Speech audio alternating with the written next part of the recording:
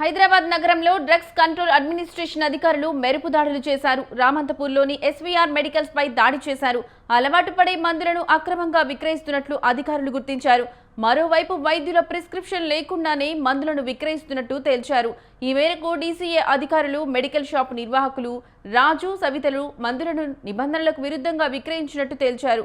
ఈ మేరకు కేసు నమోదు చేసి చట్టపరమైన చర్యలు తీసుకుంటామని డీసీఏ అధికారులు వెల్లడించారు.